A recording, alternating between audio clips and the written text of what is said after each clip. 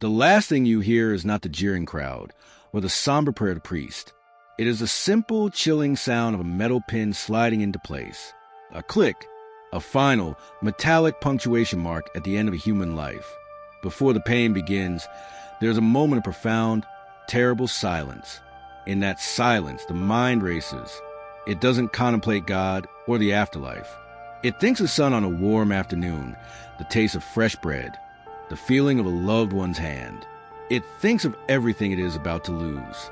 This was the reality for countless souls who face the meticulous, cold, and cruelly imaginative instruments of medieval justice. They were not merely tools of punishment.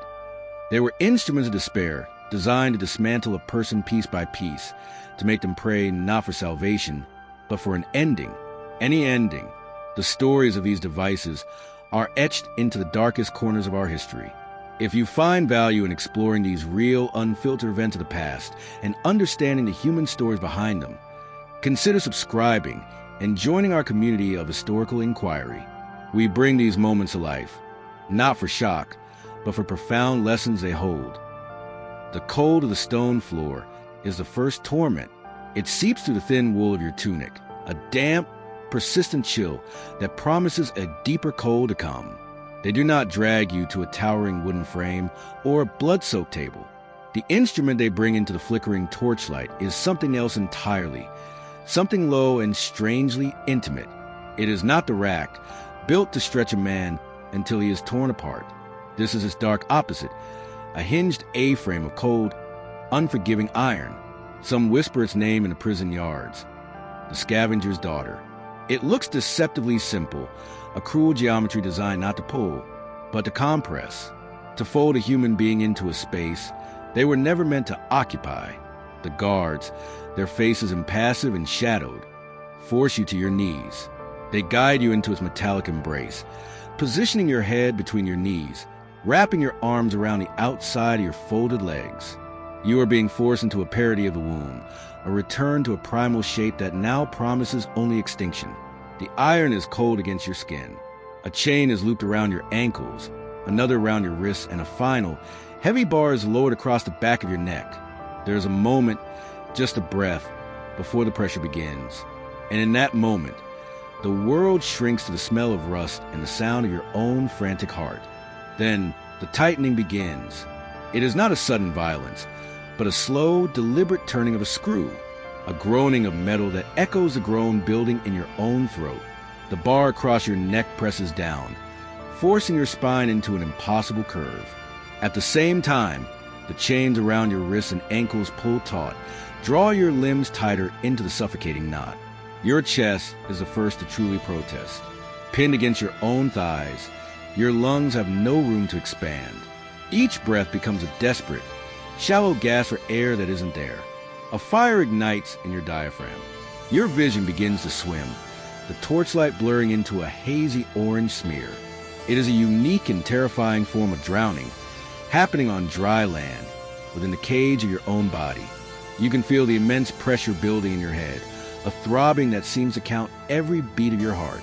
Blood begins to trickle from your nose, a warm, metallic-tasting stream that drips onto your knees. The agony is no longer just in your bones and muscles. It is in the very act of trying to stay alive, in the rebellion of a body that is being systematically, meticulously crushed. The design is diabolical. There is no single point of unbearable pain to focus on, only a total, systemic collapse.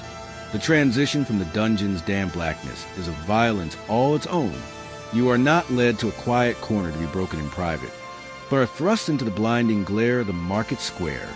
Here, the sun is an enemy and every shadow is gone. The air is thick with the mundane smells of life, baking bread, sweat, animal dung. But today, they mix with the sharp stench of fear. Your crime was not treason or murder. It was a word, a sharp opinion, a piece of gossip that traveled too far, a refusal to be silent. And for that, they bring out an instrument not of death, but of living degradation. It is called the Scold's Bridle, a cruel iron cage to the head. The guards force it over your face, the metal cold and unyielding against your skin. A flat plate of iron, the bit is pushed into your mouth, pressing your tongue down with brutal, silencing force. You cannot speak.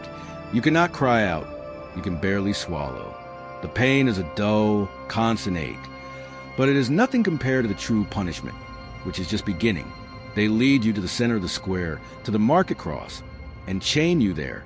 You are now part of the day's spectacle, a lesson made of flesh and bone. The eyes are the worst part.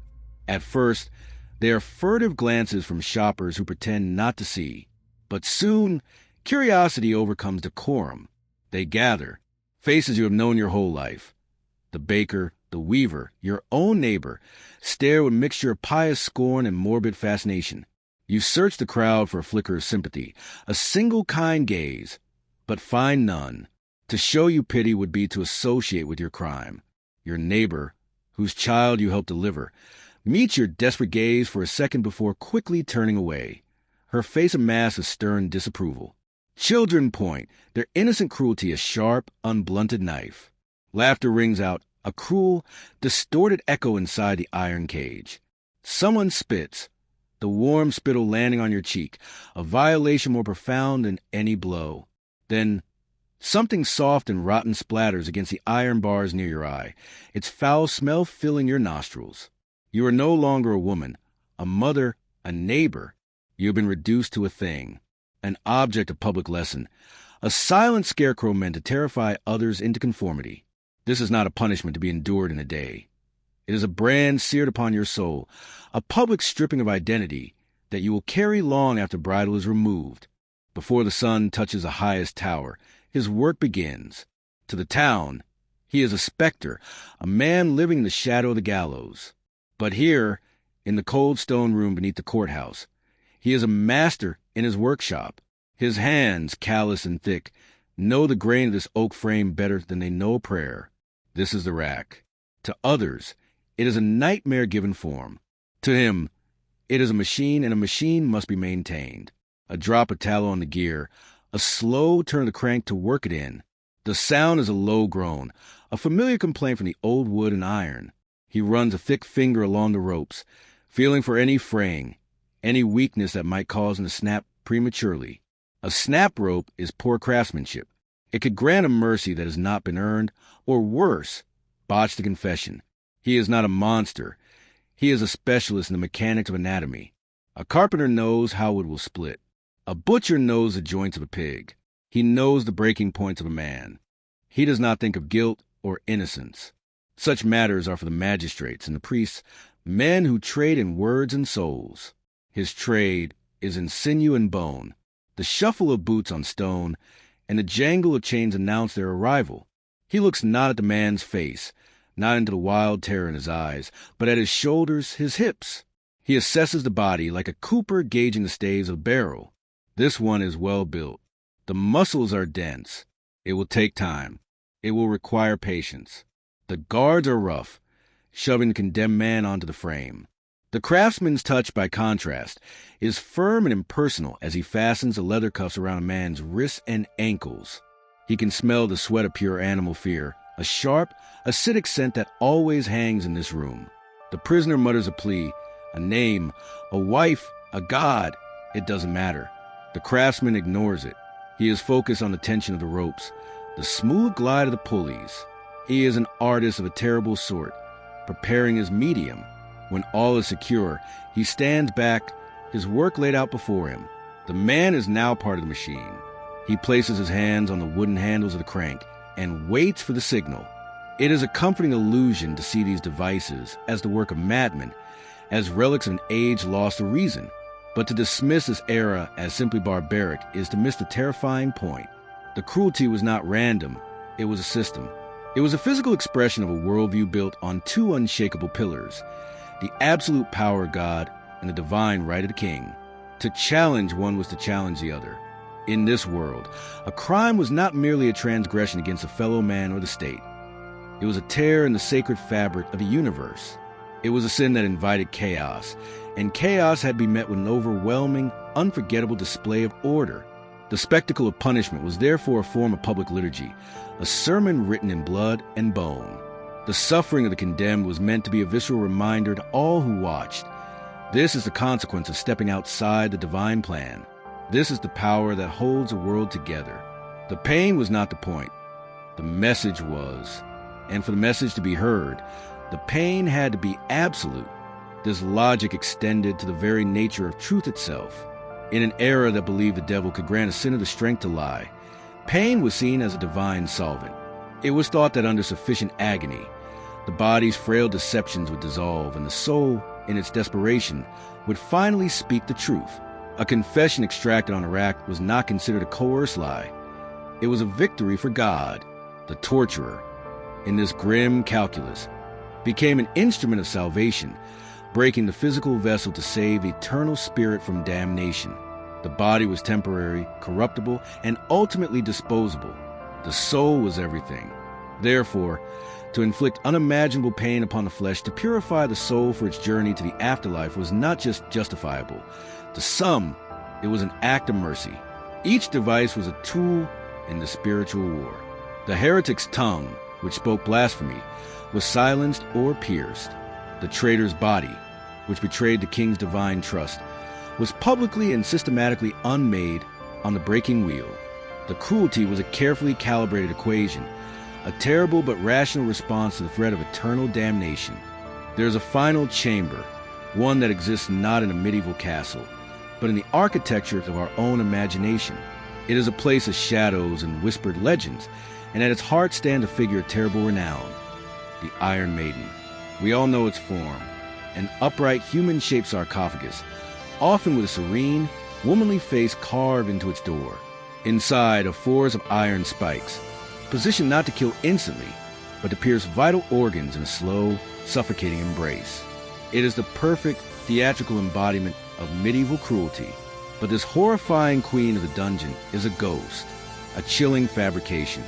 As scholars trace its origins, they find no mention in medieval court records or chronicles. The devices we see in museums today are now widely believed to be 19th century creations, assembled from disparate artifacts and a fevered imagination to satisfy a growing tourist taste for the macabre.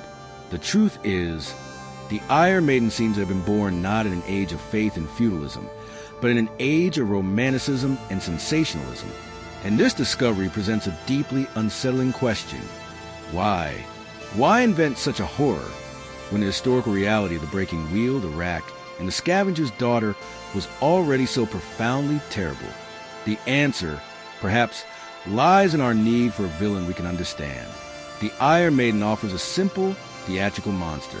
It is far more comforting to believe in a single, diabolical machine than to confront the chilling reality that the most unspeakable cruelty was often the product of organized, rational systems carried out by ordinary men who believed they were doing the work of God or the state. By inventing a caricature of the past, we create a comfortable distance. We can look upon these instruments with detached horror, assured that we have evolved beyond such savagery. But our fascination reveals something else, a deep human need to stare into the abyss, to understand the outer limits of our own species' capacity for cruelty, so long as we can do it from a safe distance. The devices themselves now lie silent, cold iron and rotting with gathering dust in museums. But their true legacy is not the objects themselves.